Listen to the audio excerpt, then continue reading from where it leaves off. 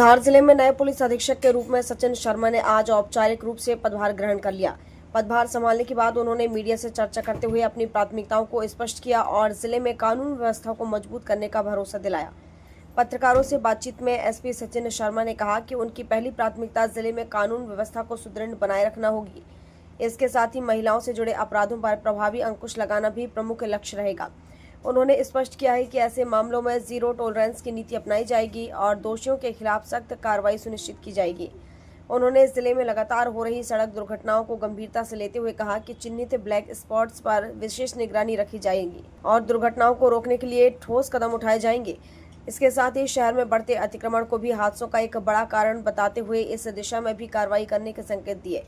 SP ने बच्चों से जुड़े अपराधों को लेकर जन जागरूकता अभियान चलाने की बात कही ताकि समाज में सुरक्षा को लेकर जागरूकता बढ़ाई जा सके। वहीं नशे के खिलाफ सख्त रुख अपनाते हुए उन्होंने कहा कि जिले में नशे के कारोबारियों पर कड़ी कार्रवाई की जाएगी और इसे पूरी तरह समाप्त करने की दिशा में काम किया जाएगा।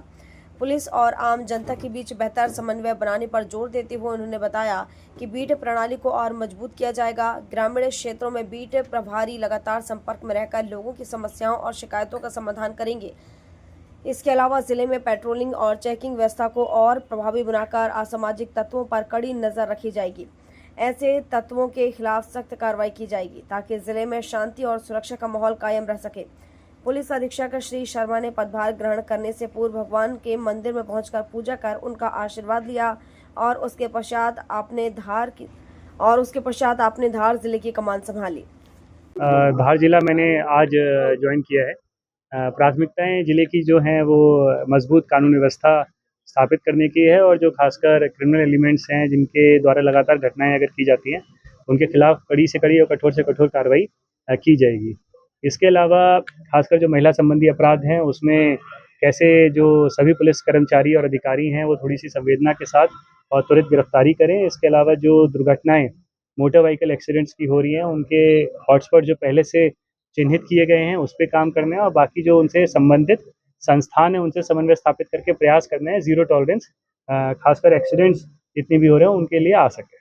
शहर की ट्रैफिक व्यवस्था काफी बिगड़ी है, इसको लेके क्या प्लान है? जी, ट्रैफिक व्यवस्था आपके माध्यम से मुझे ये पता चला है कि कुछ लोगों की शिकायतें हैं।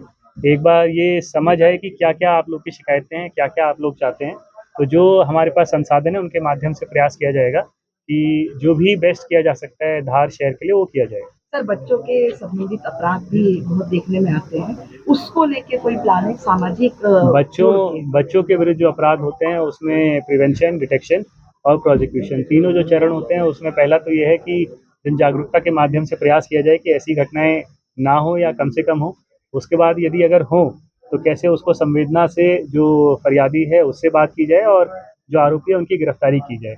इसके अलावा सभी को पता है मध्य प्रदेश पुलिस एक चिन्हित अपराध अभियान चलाती है जिसमें जो सजायाबी होती है बहुत ज़्यादा होती है।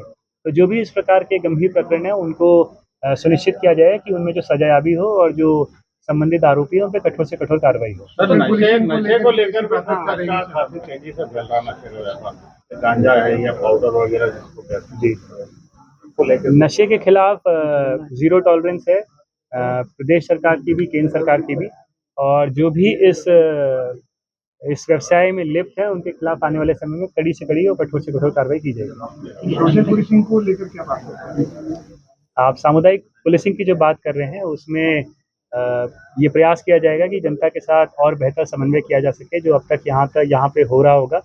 इसके अलावा हमेशा ये जो निचले स्तर है खासकर चाहे वो गांव है, तहसील है, थाना क्षेत्र है, उसमें हम लोग का प्रयास रहेगा कि ज़्यादा से ज़्यादा जो बीट वाले हैं वो मैक्सिमम गांव तक पहुँचे, ज़्यादा से ज़्यादा लोगों तक अपनी बात रखें और जिनकी जो भी शिकायतें हैं, जो भी ग्रीवांस हैं, उनको मिनिमम या न्यूनतम समय में उसको रिजॉल्व कर सकें। अवैध शराब को लेकर तो जिले गुजरात लगा हुआ था, अवैध शराब को लेकर काफी वो तो जैसा पहले भी बात हुई है, समन्वय सभी जो संबंधित संस्थान है उनके साथ किया जाएगा और जो भी नियम विरुद्ध कार्रवाई हो रही है उसमें कानून के अनुसार कार्रवाई की जाएगी। धार से सुरेश तिवारी की रिपोर्ट।